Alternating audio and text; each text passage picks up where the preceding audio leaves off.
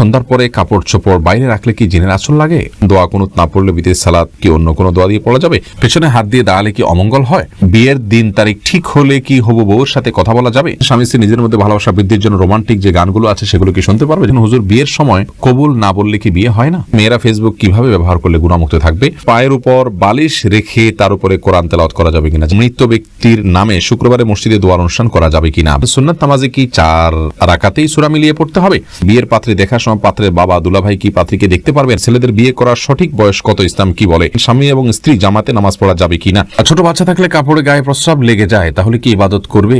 মাছি কোথাও বসলে কি তা নাপাক হবে? লাবণী, আপনি জানতে চেয়েছেন পায়ের উপর বালিশ রেখে তার উপরে কোরআন তেলাওয়াত করা যাবে কিনা? যাবে, কোনো অসুবিধা নেই। এটাতে কোরআনের অসম্মান করা তো উদ্দেশ্য নয়, বরং পায়ের সাথে না যেন না লাগে সেজন্য আপনি বালিশ দিয়ে নিচ্ছেন, অতএব ইনশাআল্লাহ বিনিল্লাহ এটাতে কোনো অসম্মান হবে না এবং জায়েজ হবে। হাফসা জাহান জানতেছেন বিয়ের পাত্রী দেখার সময় পাত্রের বাবা দুলাভাই কি পাত্রীকে দেখতে পারবে? না, সম্পূর্ণরূপে নাজায়েজ কাজ, হারাম কাজ।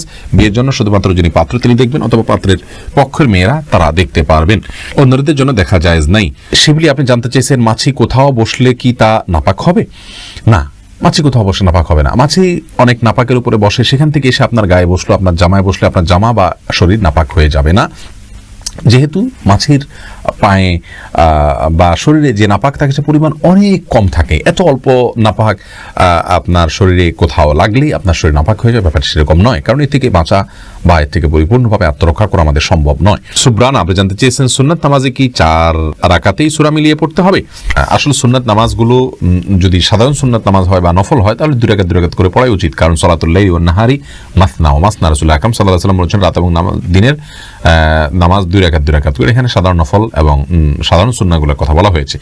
তবে একত্রে যখন পড়বেন, যেমন সুন্নাত মুআক্কাদা রয়েছে, এগুলো একত্রে যদি আপনি পড়েন সেটাও আপনি পড়তে পারেন, সেই ক্ষেত্রে প্রত্যেক রাকাতে আপনি সূরা মিলাতে পারবেন। নাহার জানতে চাইছেন স্বামী এবং স্ত্রী জামাতে নামাজ পড়া যাবে কিনা? যাবে, স্বামী সামনে দাঁড়াতে হবে, স্ত্রী পেছনে দাঁড়াতে হবে। আর ছোট বাচ্চা থাকলে কাপড়ে গায়ে প্রস্রাব লেগে যায়, তাহলে কি ইবাদত করবে?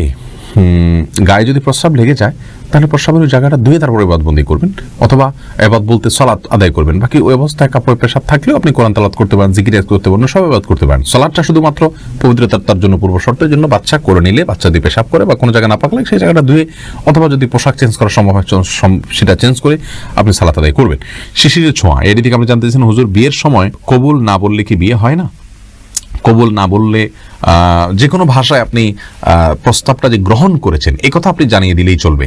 আমি গ্রহণ করলাম, আমি মেনে নিলাম, আলহামদুলিল্লাহ, অথবা অন্য কোনো ভাষায় বললেন তাহলে হয়ে যাবে। কিন্তু প্রস্তাব দেওয়ার পর যাকে প্রস্তাব দেওয়া হলো, কথার কথা মেয়ে পক্ষ ছেলে পক্ষকে প্রস্তাব দিল, তাহলে ছেলে যদি কবুল না বলে অথবা কবুল বোঝা যায় এরকম কোনো কিছু না বলেন, সাক্ষীরা শুনতে না পান, তাহলে সেক্ষেত্রে বিয়ে হবে না। এমডি ফাইজুর রহমান জানতে চাইছেন নিজের ইচ্ছা পূরণের জন্য দোয়া কি? ইচ্ছা পূরণের জন্য আপনি ইসমে আজম বলে দোয়া করবেন। ইসমে আজম বলতে আল্লাহ, এটাও সবচেয়ে বেশি সঠিক কথা, বেশি বিশুদ্ধ কথা।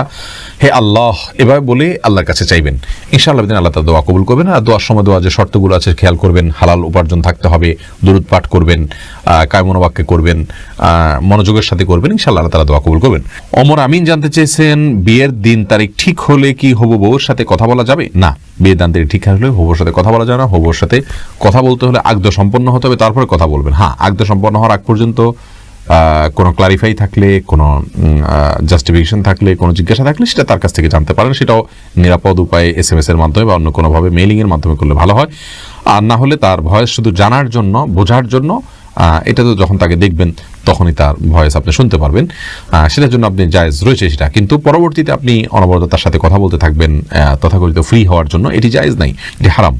শহীমউদ্দিন আল জাবের আপনি জানেন ছেলেদের বিয়ে করার সঠিক বয়স কত? ইসলাম কি বলে?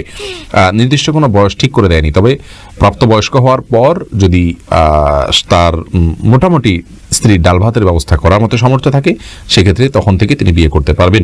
আসমা আক্তার জানতেছেন মেয়েরা ফেসবুক কিভাবে ব্যবহার করলে গুনাহমুক্ত থাকবে? খুবই গুরুত্বপূর্ণ একটি প্রশ্ন বোন। আজকাল ফেসবুকে প্রচুর পরিমাণে ফিতনার দুয়ার উন্মোচন হচ্ছে, বহু আপনার ব্যত্যয় ঘটছে। তো সেই ক্ষেত্রে মা বোনরা ফেসবুক ব্যবহার করার ক্ষেত্রে প্রথমত ছেলে ফ্রেন্ডদেরকে অ্যাভয়েড করে চলবেন এবং প্রয়োজন ছাড়া কোনো পুরুষের সাথে ইনবক্সে কোনো আলাপ আলোচনা করবেন না, এমনকি কোনো আলেমের সাথেও একান্ত বাধ্য না হলে যদি স্বামীর মাধ্যমে জানতে পারেন, অন্য কোনো পুরুষের মাধ্যমে জানতে পারেন, সেটাকেই আপনি প্রায়োরিটি দিবেন। যদি কোনো স্কোপ না থাকে সেক্ষেত্রে আপনি যতটুকু প্রয়োজন শুধু ততটুকু কথা বলতে পারেন। এর বাইরে ইনবক্সে কারোর সাথে চ্যাটিংয়ে যাবেন না। ছেলেদের পোস্টে যথাসম্ভব মন্তব্য করবেন না। আপনার পোস্টে অন্য ছেলেদের মন্তব্যকে উইশ করবেন না। এভাবে ফিতনার সমস্ত দুয়ার থেকে আপনি দূরে থাকবেন এবং মেয়েদের সার্কেলেই আপনি দাওয়াতি কাজ করবেন এবং দাওয়াতি কাজ উপকারিতা নেবেন। ছেলেদেরকে আপনি ফলো করতে পারেন, তাদের কোনো কিছু থেকে আপনি উপকারিতা অর্জন করতে পারেন। কিন্তু জাগতিক বিষয়গুলোতে আজকাল দেখা যায় অনেক বোনরা অনেক ছেলেদের ছবিতে হয়তো লাইক দিল, সুন্দর ইত্যাদি বললো। এগুলো আপাত দৃষ্টিতে মনে হচ্ছে সরাসরি কোনো খারাপ কাজ না, কিন্তু খারাপের দুয়ারকেও মোচিত করে এবং বাজে চিন্তার দিকে মানুষকে নিয়ে যায়, যার কারণে এগুলো থেকে বেঁচে থাকার চেষ্টা করতে হবে। এমডি রাইয়ান বিশ্বাস, আপনি জানতে চেয়েছেন স্বামীকে কিভাবে নামাজি করব। দেখুন, একটি দোয়া আমরা কত শতবার যে বলেছি লাইভে, সেটা বলে শেষ করা কঠিন। সূরা ফুরকানের আয়াত নম্বর ৭৪।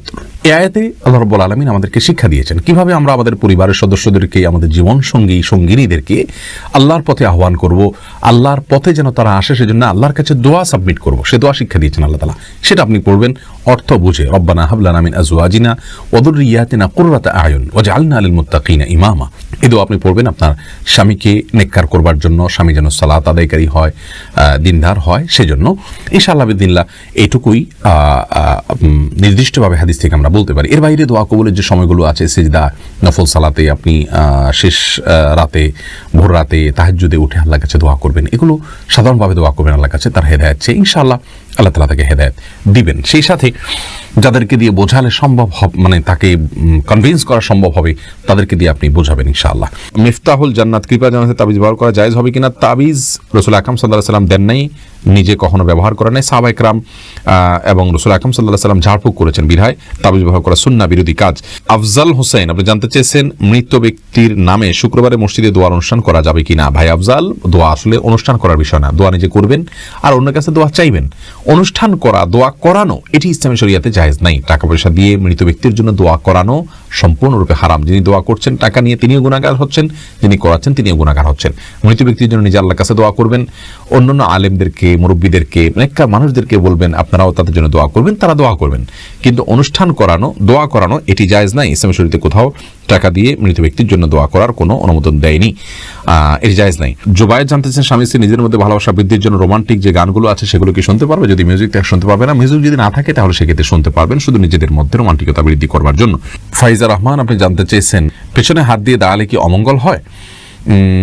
দেখুন, পেছনে হাত দিয়ে যদি দাঁড়ান তাহলে সেক্ষেত্রে কোনো অমঙ্গল হবে না। এটা একটা মানে বদধারণা মানুষের, যে পেছনে এভাবে পিছমোড়া করে হাত দিয়ে দাঁড়ালে তার ক্ষতি হয়। তবে হ্যাঁ, জাহান্নামীদেরকে আল্লাহ রাব্বুল আলামিন বিশেষ কিছু তাদের বিবরণ উল্লেখ করেছেন, তাদের শাস্তির বিবরণ করেছেন। তার মধ্যে থেকে তাদের পেছনে হাত থাকবে এবং হাঁটু গেড়ে থাকবে। অতএব ওই দৃষ্টিকোণ থেকে আপনি যদি নিয়মিত এটি করেন সেটা প্রশংসনীয় নয়, কিন্তু কখনো হাত পেছনে হাত মোড়া বাঁধলেই যে তার ক্ষতি হয়ে যাবে এমন কোনো কথা কোন হাদিসে বলা হয়নি।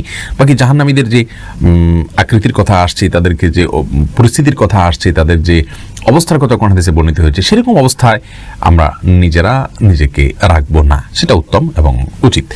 সাকিব আল ইসলাম জানতে চেয়েছেন দোয়া কুনুত না পড়লে বিদেশ সালাত কি অন্য কোনো দোয়া দিয়ে পড়া যাবে? দোয়া কুনুতটা আসলে নির্দিষ্ট কোনো দোয়াই পড়তে হবে কোনো কথা নয়, অন্য কোনো দোয়া কোনো হাদিস থেকে বর্ণিত আপনি পড়লে হয়ে যাবে। এবং দোয়া কুনুতের জায়গায় রাসূল আকরাম সাল্লাল্লাহু আলাইহি ওয়াসাল্লাম বিভিন্ন রকম দোয়া পড়তেন, ছোট বড় মাঝারি, সেগুলো কোনো একটা আপনি পড়লেই আদায় হয়ে যাবে ইনশাআল্লাহ বিদিনিল্লাহ। আমাতুল্লাহ ফাতেমা জানতে চেয়েছেন ওযু করে কি পাজামা বদলানো যাবে? যাবে, কোনো অসুবিধা নেই। লুৎফা ইসলাম জুলি, আপনি জানতে চেয়েছেন সন্ধ্যার পরে কাপড় চোপড় বাইরে রাখলে কি জিনের আঁচল লাগে? এরকম কোনো কথা কোন হাদিসে আছে বলে আমার জানা নেই। তবে সন্ধ্যার সময় বাচ্চারা বাইরে থাকলে জিনদের বিচরণটাই সামনে হয়, সেজন্য সতর্কতা স্বরূপ এই সময় বাইরে কাপড় চোপড় না রাখাই নিরাপদ মনে করছি।